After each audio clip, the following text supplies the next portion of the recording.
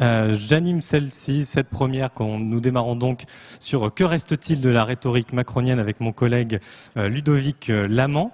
Et nous avons 4 invités pour cela. Alors, à côté de Ludovic Lamant, Shahin Vallée, qui est économiste, qui est un ancien conseiller d'Herman Van Rompuy, qui était président du Conseil européen à l'époque, ancien conseiller d'Emmanuel Macron à l'époque où il était ministre, mais qui a assez fortement critiqué le Macron président dans plusieurs organes de presse, y compris dans des tribunes sur Mediapart. On va en parler avec lui. À ses côtés, Emmanuelle Rongoat, qui est maîtresse de conférences en sciences politiques à l'Université de Montpellier, qui est l'auteur d'un livre qui s'appelle Enquête sur les opposants à l'Europe, qui vient de sortir. À nouveau, à ses côtés, David Adler. Alors, je le signale pour ceux qui sont dans la salle, des casques sont disponibles puisque David parlera en anglais. Normalement, en direct sur le live, la traduction sera simultanée. David est coordinateur politique de Diem25, donc le mouvement de Yanis Varoufakis.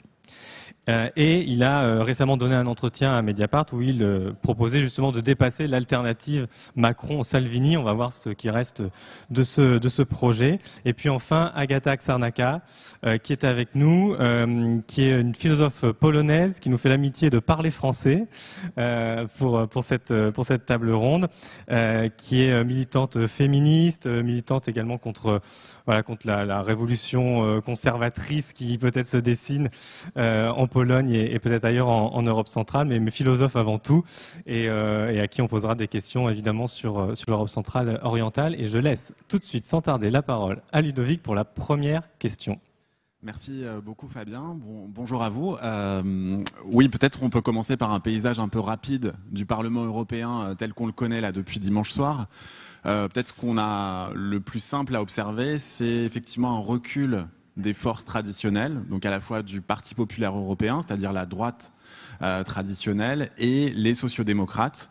Ces deux forces qui, pendant beaucoup d'années, ont régné sur le Parlement européen. Et en parallèle, une poussée des écolos et une poussée des libéraux. Pour l'instant, partons de ce constat-là.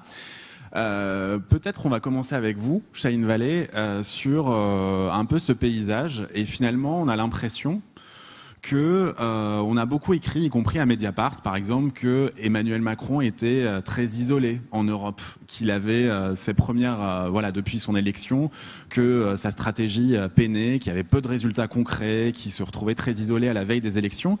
Et là, finalement, il se retrouve à la tête du groupe des libéraux, qui est un peu en même temps le groupe devenu charnière. Alors on va voir comment ça se passe dans les semaines à venir pour les négociations, mais on a l'impression qu'il est plutôt bien placé pour peser dans les décisions, qui va présider le Parlement européen, qui va présider la Commission, etc. Donc finalement, est-ce que Macron n'est pas si isolé que ça en Europe? Qu'est-ce que vous en pensez? Oui, non, il est vrai que les résultats de ces élections et le fait que les socialistes et la droite conservatrice européenne soient incapables à elles seules de constituer une majorité au Parlement donnent au groupe centriste et peut-être même au groupe vert un rôle central dans la constitution d'un équilibre politique et ensuite dans les nominations. Cependant, ce qui va compter, c'est de savoir dans quelle mesure En Marche et Macron contrôlent le groupe des libéraux. Aujourd'hui, il arrive quand même dans un groupe libéral qui existe, qui a une histoire, avec des forces politiques qui ne sont pas toujours d'ailleurs en accord avec lui sur un certain nombre de sujets qui sont centraux et qu'il a portés pendant sa campagne. Pour citer quelques-uns, le FDP allemand, par exemple, est très opposé à un certain nombre de propositions qu'Emmanuel Macron a portées sur la réforme de la zone euro, par exemple. Donc je pense qu'il faut réfléchir en plusieurs... Là-dessus, sur le FDP, par exemple, ça c'est le parti qu'on avait beaucoup entendu pendant la crise grecque en Allemagne qui s'opposait, par exemple, à davantage de solidarité pour la Grèce, et qui va être a priori un des alliés d'Emmanuel Macron maintenant à Bruxelles et Strasbourg. Donc là, c'est vrai qu'il y a un écart dans les discours. Je pense qu'on peut répondre à la question en deux étapes. Il y a dans quelle mesure Emmanuel Macron et En Marche sera capable de prendre le contrôle ou d'influencer ce groupe des libéraux, dans quelle mesure ce groupe-là va être recomposé, et ensuite dans quelle mesure ce groupe recomposé pèsera sur les orientations de la Commission. Aujourd'hui, le processus qui a été lancé lors du dernier Conseil européen, c'est un processus d'un mois à peu près jusqu'au prochain Conseil européen de juin, dans lequel les grandes familles politiques vont essayer de tomber d'accord sur un agenda programmatique pour la prochaine Commission. Et là-dessus, bien sûr que Emmanuel Macron jouera un rôle, mais les Verts, qui arrivent aujourd'hui au Parlement européen avec un groupe très fort, auront un rôle essentiel. Et on ne peut pas complètement exclure la possibilité, et arithmétiquement c'est possible aujourd'hui, que les Verts, les socialistes et la droite conservatrice forgent une coalition dont En Marche et donc le groupe libéraux serait exclu.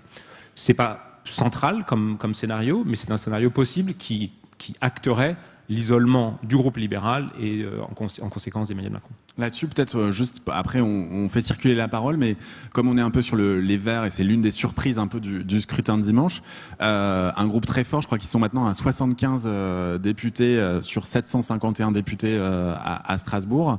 Comment vous voyez un peu, c'est quoi la carte à jouer pour Jadot, par exemple?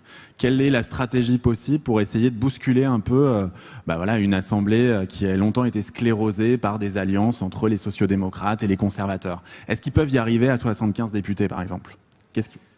Oui, aujourd'hui, les Verts sont dans une position unique, non seulement à cause de leurs résultats, mais aussi parce que le thème environnemental et climatique est devenu central dans la question européenne. Donc je pense qu'ils peuvent jouer un rôle essentiel dans la constitution d'une nouvelle coalition. Encore faut-il que les Verts aient un agenda précis et des exigences précises, puisque dans le mois qui vient, ce qui va être clé, c'est de définir quelles sont les grandes lignes rouges des uns et des autres pour forger cette coalition. Et il n'est pas tout à fait évident que les Verts soient au clair sur quelles sont leurs lignes rouges et quels sont leurs objectifs. Quand on gratte un peu derrière le vernis du projet d'un Green New Deal, on se rend compte que tous les Verts ont des projets un petit peu différents, parfois antagoniques, et qu'il n'y a pas en réalité de position très forte et arrêtée sur quel devrait être l'agenda européen en matière environnementale et climatique. Alors, on va continuer le tour de table. J'ai omis tout à l'heure de faire une précision. Si jamais certains ont des questions, comme on est en live, ça va être trop compliqué de faire circuler des micros, prendre des questions, mais si jamais vous voulez les écrire et les confier à Amélie, on se relaiera à cette place-là pour récupérer des questions, et si on a le temps, on en sélectionnera une ou deux pour la fin du débat. Mais continuons le tour de parole. La prochaine question est pour Emmanuel Rungoat. Alors, vous avez publié, je le disais, un livre sur l'Europe et ses opposants. Alors, il se trouve que dans le clip de Renaissance, donc la liste qui était portée par Emmanuel Macron, il nous dépeignait une Europe où il y avait les progressistes, les pro-européens, et puis il y avait la peste brune qui s'abattait sur l'Europe. Au vu des résultats qu'il y a eu dimanche dernier, comment est-ce que vous qualifiez la poussée qu'il y a eu des droites radicales fragmentées au sein du Parlement européen? Je crois qu'il est très important de souligner à quel point je me sens impuissant et que je ne pense pas que ce soit bien d'avoir cette situation binaire, nationaliste vis-à-vis de progressistes. C'est ce que j'ai soulevé il y a longtemps. Cette position manichéenne est en train de cacher les différences profondes. Victor Orban ou Matteo Salvini peut créer quelqu'un de mauvais en parlant de Macron. Ça lui fait du bien. Il n'a pas besoin de dire qu'il est en train d'agréger justement du pouvoir. À l'opposé, Emmanuel Macron, comme il l'a fait en 2017, comme la semaine dernière, il peut dire Marine Le Pen, vous voulez ça, vous êtes la méchante, ça suffit à ce qu'ils obtiennent 22%.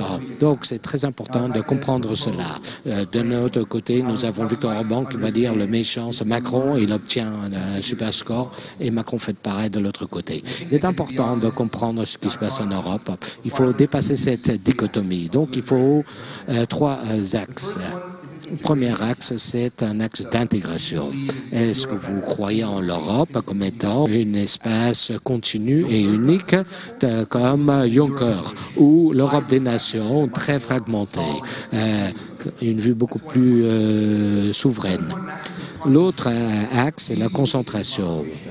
Croyez-vous dans la concentration des ressources dans les mains de très peu ou est-ce que vous voulez redistribuer les ressources dans les mains de nombreuses personnes? Donc, on a une structure multidimensionnelle. Il y a des groupes et des personnes qui veulent intégrer l'Europe comme moyen de concentration, comme Iset Opsap. Son idée, faisons en sorte que l'Europe soit une espèce, une mine pour avoir des gros conglomérats qui puissent se battre contre la Chine et les États-Unis. Les autres veulent désintégrer. Ce sont les Polonais, ce Viktor Orban, ce sont les Hongrois. Ils croient en l'Europe souverainiste ou Nigel Farage. La démocratie n'est pas importante, mais cette désintégration permet de se concentrer le pouvoir entre leurs mains. Ensuite, nous avons troisième axe comme la désintégration, comme les mélangenistes, pour pouvoir redistribuer et de s'opposer justement au traité qui se donnait à l'Union européenne le moyen de redonner le pouvoir aux gens. Et ensuite, il y a notre position. Nous voulons créer une Europe beaucoup plus européenne, pan-européenne, un espace pan-européen afin de pouvoir redistribuer les richesses et plus de ressources dans les mains de l'ensemble des citoyens européens. C'est une perspective largement sous-représentée dans ces élections européennes. Ce que nous avons trouvé, c'est que lorsque nous avons tenté de mettre ces arguments en avant, on est revenu sur ce plan, sur l'ordre nationaliste, cette idée nationaliste. Et Emmanuel le disait, c'est-à-dire des partis nationaux qui se sont mis sur ce plan européen. Donc, troisième axe, l'inclusion, le libéralisme. Est-ce que vous croyez dans les droits de l'homme, être citoyen de manière inclusive? Mais nous avons justement ce système où nous avons des groupes justement de verts qui parlent de principes partagés. On a l'impression que Diem était associé en France, par exemple, à la candidature de Benoît Hamon. Pour donner d'autres exemples, donc effectivement, il y a eu en Allemagne, vous étiez associé à plusieurs groupes de gauche, etc. Vous êtes présenté dans 11 États. Mais est-ce qu'il n'y a pas eu un problème quand même dans l'organisation, les relais nationaux, la manière dont vous avez noué ces alliances? Parce que de l'extérieur, c'était quand même assez chaotique aussi. Là, vous dessinez un peu des positions, ok, mais j'ai l'impression que ça a été très dur quand même dans certains États membres. Est-ce que maintenant que la campagne est terminée, vous pouvez un peu tirer des leçons là-dessus? Oui, tout à fait. Il y a beaucoup de leçons à retenir, mais les leçons qui s'appliquent, la performance ou non-performance de DM25 et les leçons en France, et surtout avec Benoît Hamon, ce sont des leçons qui doivent être appliquées partout en Europe. Il faut contextualiser notre performance très médiocre et voir ça dans ce qu'on pourrait appeler un processus de la gauche, pas sur un plan pan-européen, mais également les nationalistes de gauche comme Mélenchon, mais également à Barcelone, Emmanuel Macron, la gauche a été très médiocre. Donc là, qu'est-ce qui se passe? Qu'est-ce qui s'est passé? Si vous voyagez beaucoup, c'est une grande source de problème. Être pro-européenne, anti-européenne. On disait aux votants, comme en 2017, soit vous êtes avec les populistes, soit vous êtes avec les pro-européens. Il n'y a pas de place entre les deux. Mais parmi les leçons les plus importantes, c'est que la gauche est en train d'être écrasée par la fragmentation. Regardez en France, il y avait le PCF, il y avait les socialistes, le PS, et il y avait Génération. Et en fait, ils avaient exactement le même programme politique. Et les votants se sont dit, les électeurs se sont dit, c'est quoi la différence? L'un a eu 3,5, l'autre 3,5 et l'autre 6. Et tous ensemble, ils auraient largement dépassé les 10%. Et il faut que la gauche parle d'une seule voix forte et claire. On aimerait avoir une voix pan-européenne ici. Mais bon, on a échoué. On aimerait réussir. Quand même l'échec d'un parti transnational, fragmentation des gauches, difficulté à construire des campagnes qui dépassent pas les dimensions nationales. Est-ce que déjà vous êtes d'accord sur le constat et peut-être vous avez d'autres explications un peu à pourquoi des campagnes comme ça n'ont pas prise et que voilà, les vainqueurs ont plutôt mené des politiques nationales, des campagnes nationales? Je partage le constat de David. Il y a un grand paradoxe à observer qu'on a un échec relatif de ces listes transnationales et en même temps, on a une participation record à ces élections européennes. Et on a présenté en France le saut en termes de taux de participation comme étant soit le reflet de la mobilisation des Gilets jaunes ou la conséquence d'un président très pro-européen qui a mobilisé sur la question européenne. Quand on regarde les résultats au niveau européen, on se rend compte que ces deux arguments-là n'ont aucune validité. En réalité, sur les 28 États européens, il y a 20 États dans lesquels il y a une augmentation massive du taux de participation et il y a 10 États dans lesquels il y a une augmentation de plus de 10 points du taux de participation. Donc on a vraiment un fait européen nouveau pour cette élection-là, qui est une taux de participation remarquable. Et donc on pourrait penser naturellement que ça valide l'idée de thèmes transnationaux, d'une identité, peut-être de l'émergence d'un démos, et ça devrait aller dans le sens de partis comme Diem ou comme Volt, Europa, de petits partis qui ont essayé de jouer la carte transnationale, et pourtant ça s'est pas fait.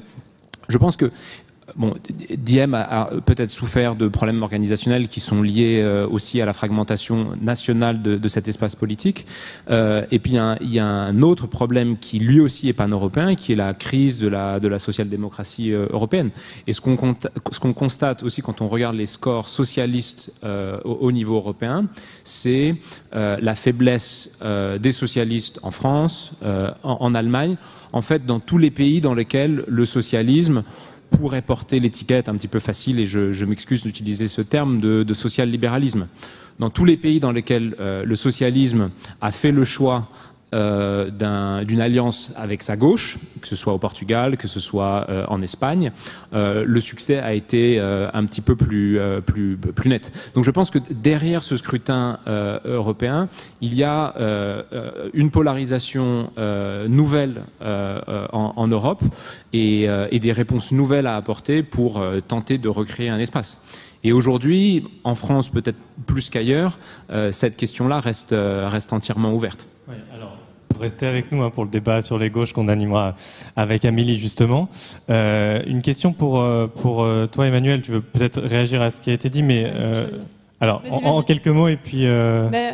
En quelques mots, ce score des gauches, moi j'ajouterais juste, je suis assez d'accord avec ce qui a été dit, quelques éléments peut-être explicatifs aussi. Ça reste une élection qui est hyper marquée par les contextes nationaux. Et effectivement, on voit que les gauches radicales et les social-démocraties font pas les mêmes scores. En France, par exemple, il y a cette fragmentation, c'est très juste. C'est aussi lié au fait qu'il y a une réforme de l'élection européenne, par exemple, et que ça transforme un peu les règles du jeu et que tout le monde est parti tout seul pour se positionner pour la présidentielle. Donc il y a un impact des vies politiques nationales.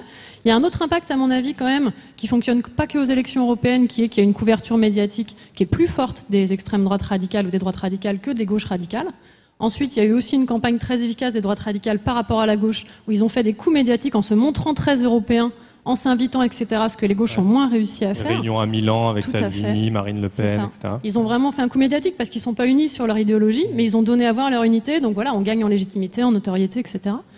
Là-dessus, par exemple, si je peux me permettre, c'est vrai que nous, par exemple, la Mediapart, c'est quelque chose qu'on a beaucoup couvert aussi, en expliquant avec ma collègue Amélie Poinzeau qu'il y avait des différences et que les stratégies étaient différentes, mais de fait, on a fait une couverture aussi très centrée sur ces droites-là et peut-être moins d'enquête sur les gauches. Alors, sans singulariser Mediapart parce que je suis là, mais Mediapart fait quand même plus ce traitement des gauches radicales.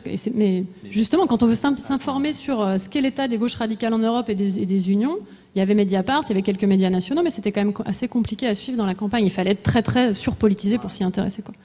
Et un autre élément quand même, après je te laisse aller à ta question, quand les gauches radicales sont fortes sur la thématique européenne, alors non, pardon, deux choses, elles ont du mal parce que c'est difficile de tenir un discours de gauche sur l'Europe aujourd'hui, c'est difficile de tenir un discours de qu'est-ce que ce serait une autre Europe de gauche, et on se pose la question de savoir si on peut vraiment porter le projet d'une Europe non libérale, moins libérale, etc. C'est ça, j'interviens parce que c'était ça ma question. Justement, c'est que dans ton intervention, on est censé vous voyer, dans votre intervention pour démarrer ce plateau et dans votre livre sur les opposants à l'Europe, vous prenez bien soin d'expliquer que les oppositions sont diverses, qu'elles peuvent être de droite, de gauche, de différentes idéologies. Sauf qu'on a l'impression que dès qu'on passe l'épreuve électorale, en fait, ce sont les résistances et les oppositions à l'Europe qui sont connectées à la xénophobie, à l'autoritarisme qui marche le mieux, entre guillemets, sur le marché électoral, que des résistances ou des oppositions à l'Europe qui, elles, vont être dans un sens écologiste et encore plus socialiste. Oui, alors, c'est vrai, mais pour mettre un petit bémol à ça, là aussi, les contextes nationaux sont quand même forts et tous les pays n'ont pas la même histoire de gauche radicale, plus ou moins forte. Il y a les questions de sortie du communisme. Les nouveaux partis de gauche radicale ont commencé à naître quand même assez récemment, sur les dernières décennies. Hein. Je parle de la France Insoumise, Podemos, Die Linke, etc. Ils sont tout jeunes alors que le Front National a 40 ans. Quoi. Oui, c'est ça. Enfin, là, on voit que les partis des années 90, finalement, les droites radicales et puis les Verts, ils montent maintenant. Ça ne veut pas dire qu'il y a une fatalité et que la gauche radicale montera, mais bon, ça peut prendre du temps. Le dernier point que je voulais dire, mais qui répond à ta question aussi, enfin à votre question, c'est que quand il y a eu des moments quand même où le discours antilibéral ou pour une autre Europe, en tout cas la critique de l'Europe de gauche était plus fort. Avec Biedron, qui a fait, c'était censé être un peu la nouvelle figure, qui a fait à peine 6%. Donc, essayez de nous éclairer un peu là-dessus, peut-être. Bon, voilà, je suis aussi très engagée auprès de la gauche polonaise, donc voilà, c'est mon sujet. Donc, comprenez-moi bien, le gouvernement polonais, il est vraiment mauvais. C'est pas un bon gouvernement. Mais il y a aussi des bonnes raisons de vouloir les changements. Il y avait de bonnes raisons et il y en a toujours beaucoup de choses à faire et beaucoup de complaints. Et on a aussi maintenant en Pologne la société civique, la société civile est tellement effervescente, tellement intense que les rêves d'établir à partir de cette société, de ces mouvements sociaux, des féministes, des pro-démocrates qui dénoncent les problèmes avec la réforme de la justice très mal conçue, ou bien les grèves des enseignants, les grèves du secteur public, des santé, des travailleurs de santé. Il y a toujours, ça pousse à construire quelque chose de neuf. Mais ce qui se passe en Pologne, c'est que en fait, Pologne est un pays vraiment grand, presque aussi grand que la France, et on a besoin de beaucoup d'argent justement pour commencer à établir une structure nationale. Donc, seuls ceux qui ont accès à cet argent peuvent commencer quelque chose. Et Robert Biedroń n'est pas vraiment un personnage de nulle part. Il était membre du Parlement, député. Il a été élu il y a en 2011, oui, pour un terme. Il est très bien connecté auprès des NGO, des organisations civiques. Il est aussi bien connu de ses activités pour la minorité homosexuelle en Pologne. Donc, il n'est pas de nulle part, il n'est pas tellement neuf, mais ça signifie aussi qu'il a déjà commis des erreurs. Donc, le public est assez sceptique. D'où 6% seulement. Vous me disiez tout à l'heure, des fois en France, il est un peu dépeint comme la nouvelle gauche polonaise, mais vous me disiez, en fait, il est un peu macroniste quand même, quoi. Bon, il a commencé son projet à l'instar de Macron. La République en marche a été très bien médiatisée il y a un an. C'était juste après la victoire de Macron ici en France. Donc, pour Robert, que je connais personnellement depuis plus que des cadres. Pour Robert, Emmanuel Macron était plutôt un collègue, qui a établi quelque chose de nouvel en capitalisant sur ces mécontentements généraux des partis d'établissement. Voilà. Donc, et il a employé beaucoup de mesures, la forme d'établir les styles de campagne, les styles de construire les nouveaux partis. Il a aussi employé beaucoup de slogans c'est cet accent sur l'amour, qu'on va s'aimer universellement, que l'Europe est l'amour, etc., etc. Il a aussi pensé à rejoindre Emmanuel Macron dans un nouveau groupe politique en Europe. Si ça marche, ça ne marche pas, comme on voit maintenant. Finalement, il a décidé de rejoindre les socialistes et les démocrates. Et comme Emmanuel Macron, il va à ALDE. Donc voilà, ça c'était un échec.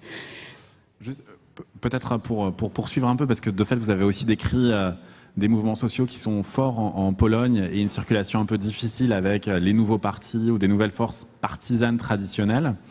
Je reviens vers vous un peu, David, justement par rapport à ce qu'avait dit Emmanuel tout à l'heure sur, en gros, elle a dit, si les gauches européennes sont faibles aussi en ce moment, c'est peut-être parce qu'on n'a pas un mouvement social européen un peu vivace en ce moment. Peut-être qu'on l'a eu il y a quelques années, je ne sais pas, au plus dur de la crise de l'euro, je ne sais pas. Mais c'est des questions sur lesquelles on a déjà un peu échangé, mais je me posais la question vraiment de la stratégie et de ce vieux débat, en gros, sur est-ce qu'on se lance dans une forme de parti transnational ou est-ce qu'on décide d'embarquer une figure comme Yanis Varoufakis dans des mouvements sociaux et de l'embarquer dans un soutien à plein de causes sur le continent pour essayer de faire émerger. Est-ce que vous n'avez pas été peut-être un peu trop vite d'abord à la construction d'un parti sans vous adosser à des mouvements derrière? Qu'est-ce que, sur ce choix stratégique-là qui a été fait, qu'est-ce que vous dites?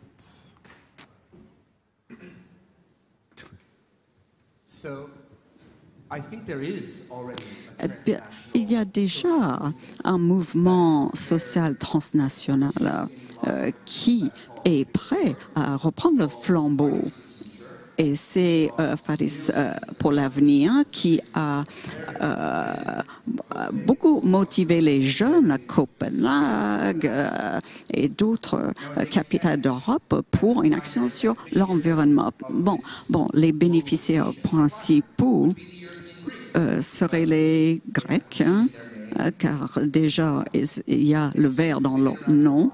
Et parce qu'ils sont là depuis quelque temps. Et leur position était anti-xénophobe, pro-européenne.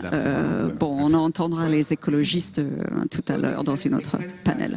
Mais donc, c'est vrai que c'est les Verts qui ont profité de ça. Mais on peut dire qu'il s'agit d'un échec de la gauche qui n'a pas su adopter l'idée de l'environnement et ils ne veulent pas aliéner tous ces gens qui travaillent dans des industries éventuellement polluantes. Donc la gauche a été lente à se saisir de ce sujet comme un sujet progressiste et de gauche et pas juste une position marginale. En même temps, on peut le voir comme une victoire des Verts.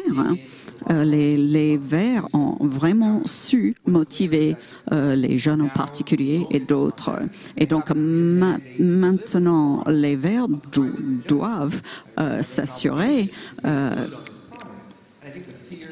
de l'agenda environnemental en Europe. Donc ma crainte, c'est si les Verts européens, s'ils n'arrivent pas à élargir leur coalition, à faire venir les travailleurs, les syndicats, ils risquent de créer une divergence entre les syndicalistes et travailleurs et les étudiants de l'autre côté. Et il y aura deux politiques. Il y aura la politique environnementale des urbains et jeunes qui vont voter vert.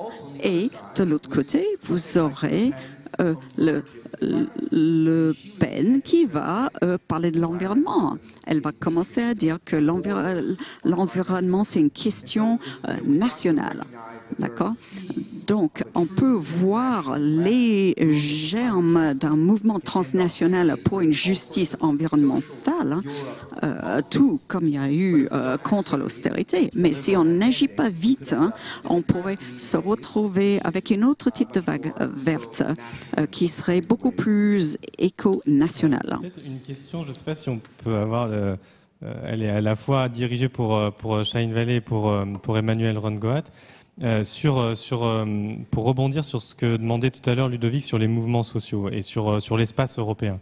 Shine Valley, vous avez publié une tribune dans Mediapart où j'ai l'impression que plutôt que les mouvements sociaux, vous défendiez plutôt la voie étatique, au fond, et plutôt la stratégie de coalition d'États au cas par cas, en tout cas une sorte de stratégie un peu réaliste qui ferait ni la désobéissance, ni l'ordre européen actuel, mais qui essaierait de nouer des coalitions assez réalistes selon les sujets. Peut-être que vous pouvez un peu nous en dire plus là-dessus. Et Emmanuel, je vous laisserai du coup réagir à ce que dit Shine, parce qu'à la fin de votre livre, vous dites bien que c'est la façon dont l'Europe fonctionne, dont l'ordre politique européen fonctionne, et n'arrive pas à créer un vrai débat public où les aspirations populaires soient écoutées. Vous dites que c'est pour cette raison même que les oppositions grandissent sur une base nationale notamment. Donc j'aimerais peut-être vous entendre tous les deux là-dessus. Non, le papier auquel vous faites référence, en effet, ignorait complètement la question des mouvements transnationaux et des mouvements sociaux et se concentrait sur deux aspects. C'était une critique à la stratégie européenne de Macron que je considérais comme ayant été largement exclusivement diplomatique et surtout centrée sur la relation franco-allemande. Alors que, à mon sens, Macron avait, en arrivant en 2017, l'opportunité d'une stratégie différente qui soit construite sur deux piliers. D'une part, la constitution d'une coalition large d'États. C'est-à-dire que je pense qu'on pouvait dépasser le franco-allemand et s'allier aux Espagnols, aux Italiens, aux Portugais et de manière opportuniste à la Pologne sur certains sujets, à la Grèce, etc. Donc je pense qu'il y a eu une stratégie diplomatique d'État qui a été étroite parce qu'elle a été concentrée sur le franco-allemand alors qu'on pouvait avoir une stratégie d'État large. Et je pense qu'il y avait une stratégie politique qui, elle, pour le coup, a été complètement ignorée, qui devait peut-être pas être menée par le président de la République lui-même, mais par le parti qu'il avait créé, et qui consistait à construire des ponts. Quand on présente, comme Ludovic l'a présenté, le débat européen comme une opposition entre les progressistes et les nationalistes, et qu'on veut se faire le fer de lance des progressistes, eh ben on parle à tous les progressistes et on essaie de créer des ponts à tous les progressistes.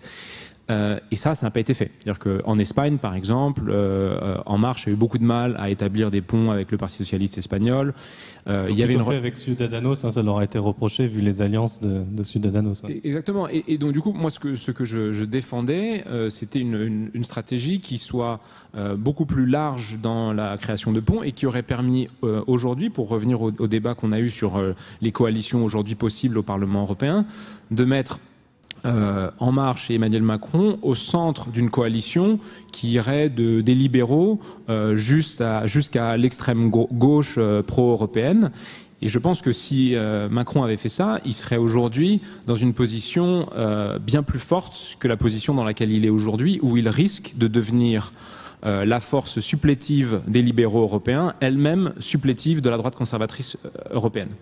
Et donc moi, ce que je décrivais un peu dans ce papier, c'était un jeu d'équilibriste difficile, mais qui me semblait possible, c'est-à-dire de mener une politique en Europe et de créer des ponts en Europe pour avoir une politique plutôt à gauche et écologiste, tout en, et c'est peut-être ça le jeu d'équilibriste difficile à réussir, tout en menant une politique en France, et on y reviendra peut-être, qui est plutôt une politique de droite.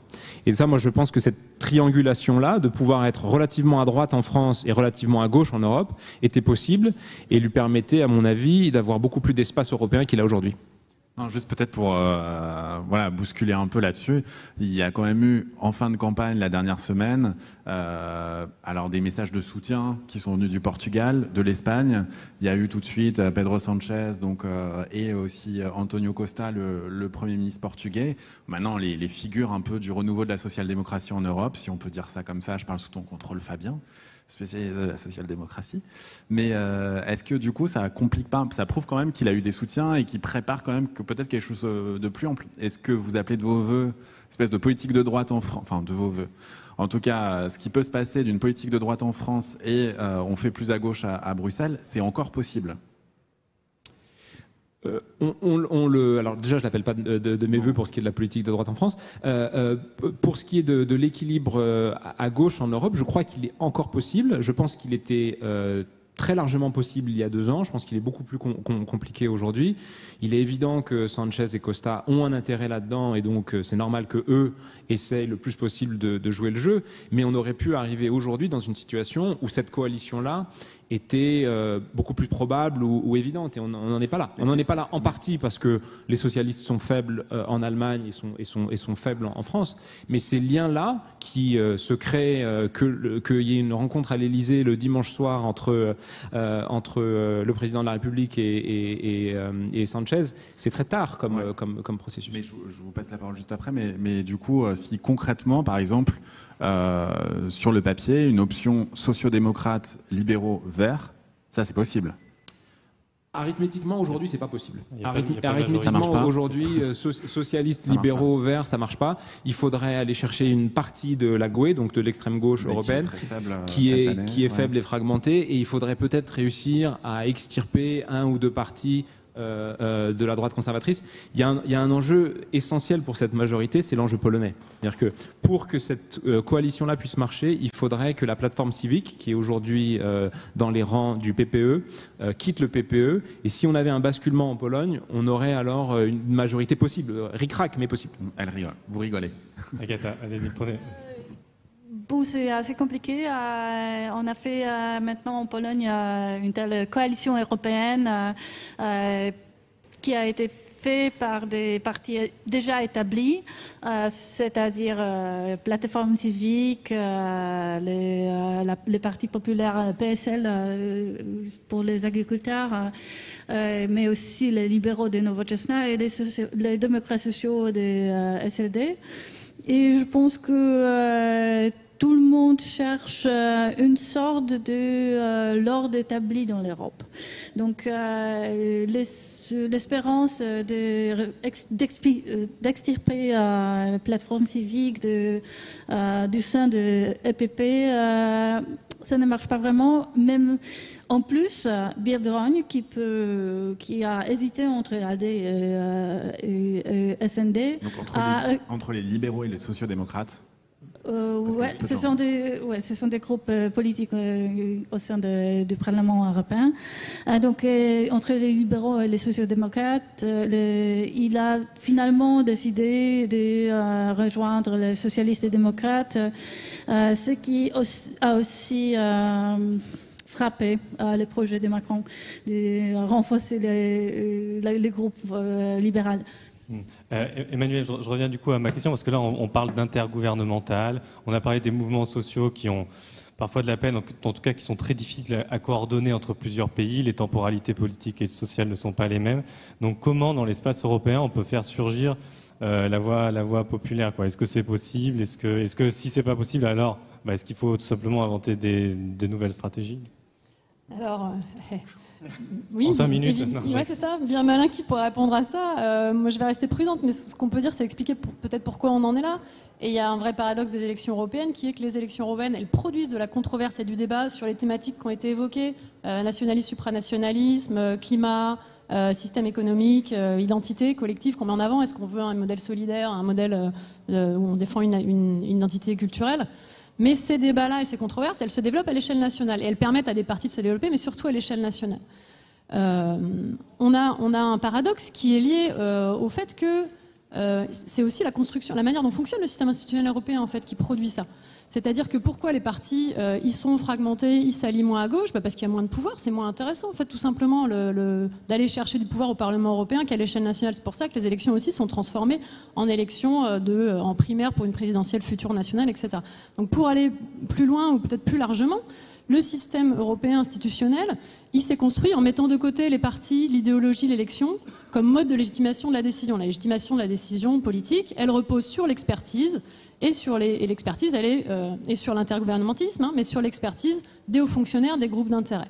Et en faisant ça, le Parlement, il a longtemps été très écarté, il a gagné en pouvoir, mais qu'est-ce qu'elle faisait à l'Europe? Elle disait, on va faire des politiques publiques meilleures, plus efficaces, etc., en se reposant sur les groupes d'intérêt et les hauts fonctionnaires. Donc on met de côté un type d'action collective qui est les mouvements sociaux, les mouvements protestataires. Et les mouvements protestataires, ils ne vont pas à Bruxelles quand ils font des manifs. Vous l'avez dit tout à l'heure. Ils vont à Berlin, à Rome, à Paris. Et on met de côté aussi les partis politiques. Et donc, qu'est-ce que ça produit? Ça produit évidemment qu'on a les mouvements sociaux, les partis politiques, c'est traditionnellement les acteurs de l'action collective qui portent les intérêts des plus défavorisés.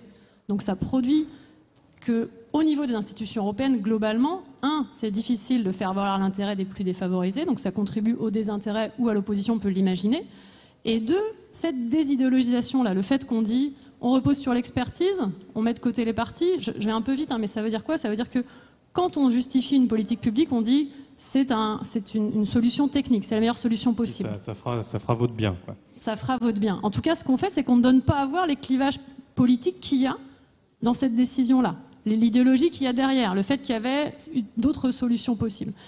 Pour le dire autrement, cette technicisation de la prise de décision qui repose sur l'expertise, ça contribue à l'illisibilité des politiques européennes. C'est difficile de situer, de savoir ce qu'aurait été possible, ce qu'on aurait voulu. Et ça contribue aussi à faire penser, et c'est en ça que je rejoins votre question qui est pourquoi ça contribue à faire monter les oppositions, ça contribue à faire penser qu'il n'y a pas d'alternative possible. C'est un peu le « there is no alternative ». Ça contribue à véhiculer ce discours-là. Parce que c'est un peu vrai. Parce que c'est peut-être un peu vrai, ça ne veut pas dire que c'est une fatalité, à mon avis. Il y a sûrement des réformes possibles. Je passe la parole à mes camarades. Alors, je signale, c'est la dernière question Ludovic, parce qu'on fait sinon on arrive vraiment à la fin de cette table ronde, donc il faut une prise de parole courte pour qu'on respecte nos horaires. Absolument. Non, mais du coup, peut-être chacun peut réagir à ce qui a été dit, parce que c'est quand même une des clés aussi de comment on fait de la politique à Bruxelles et derrière l'expertise. Et alors, pour le coup, Shahin Vallée, vous avez été conseiller économique aussi du président du Conseil européen, donc c'est intéressant d'avoir votre regard sur comment on politise et comment on donne des enjeux clairs alors qu'on est embarqué dans toute une technicité sur les questions de la zone euro dans votre cas. Et David Adler, et aussi du côté de comment, depuis la Pologne, est-ce que c'est aussi une difficulté de comprendre ces questions-là? Je vous laisse chacun votre tour un peu réagir. Peut-être très rapidement, s'il vous plaît. Alors, une remarque et commentaire très bref. Ne trouvez ça pas étonnant dans une élection qui était ostensiblement d'être soit pro ou contre européen? Personne n'a parlé de l'Europe. Il n'y avait pratiquement aucune partie qui va arriver à Bruxelles le mois prochain pour changer les institutions européennes, pour avoir plus de transparence, mettre plus de pouvoir entre les mains des citoyens. C'est tout à fait étonnant, voire détonnant. On nous fait penser qu'il y a beaucoup d'antagonisme entre ces deux pôles du spectre politique, progressiste par rapport au populiste. Pas tellement lorsqu'on parle de la transformation même des institutions qui nous gouvernent. Et de mon point de vue, ce n'était pas qu'une ruse de nous faire voter, soit en jouant sur notre peur ou notre colère, alors que la question devrait être quel est l'avenir de notre Parlement européen. Dans un moment, ce processus de partage, justement des votes, un partage de pouvoir, où le Parlement européen a pu élire par la suite le président de la Commission européenne, c'est nouveau. Et Macron et Merkel sont en train de revenir en arrière. Je ne sais pas si je veux un Danois à la tête de la Commission européenne. Donc, il n'y a plus de conversation démocratique en cours. Et quel sera l'avenir de nos institutions européennes? Donc, effectivement, nous, en tant que DiEM25, c'est un échec. C'est très déprimant de me dire c'était vraiment une campagne avec beaucoup de voix qui ont tous vociféré, mais personne ne parle véritablement de l'avenir de l'Europe. Deux mots de conclusion. Sur la politique nationale. On a beaucoup débattu de est-ce que Macron avait gagné ou perdu l'élection. J'ai adressé des critiques à sa politique européenne. Je pense que mon analyse de la situation domestique, c'est qu'il sort comme le grand vainqueur de cette élection européenne. Il a réussi quelque chose de formidable en 2 ans, c'est de changer 30% de son électorat et de remplacer chaque voteur de gauche perdu par un voteur de droite. Et ça, c'est assez remarquable. Et il nous met aujourd'hui face à une gauche complètement fragmentée, morcelée, avec le pari pour 2022 qu'elle sera incapable de se reconstituer. Et donc ça, je trouve que le coup politique, de manière un petit peu machiavélique, est relativement génial. Sur la politique européenne, je partage le mot de conclusion de David. On a une situation dramatique qui est que tout le monde a conscience d'une crise démocratique profonde et qu'en réalité, personne n'arrive au Parlement européen avec un véritable mandat pour discuter de cette question démocratique. Et on le voit dès les premiers jours de ce Parlement européen autour de cette question de l'élection du président de la Commission. Là-dessus, le président Macron a annoncé quelque chose dans sa lettre Renaissance qu'il a adressée à tous les Européens sur l'idée d'une convention qui devrait avoir lieu d'ici à la fin de l'année, ce qui me paraît très tôt, mais une convention qui pourrait être l'occasion de remettre le débat et la question démocratique sur le métier. Je pense qu'il ne faut pas que le Parlement européen perde cette opportunité. Vu l'échec du débat européen dans cette élection d'avoir amené le sujet démocratique, le dernier espoir qui nous reste sera peut-être cette convention éventuelle. Agatha, pour un dernier mot de conclusion. Un dernier mot de conclusion, merci. Donc j'espère que les mouvements sociaux vont inventer une voie de sortie de cette crise de démocratie, aussi au niveau européen et au niveau national. Je pense que c'est justement ce qui se passe en Pologne, parce que la scène politique est vraiment changée, a vraiment changé, et est en train de se restructuriser maintenant. Et peut-être finalement on va descendre ou on va abandonner cette nouvel axe de libéralisme, parce que ça c'est un véritable trappe, comment dire, voilà. Merci. Merci beaucoup. Merci.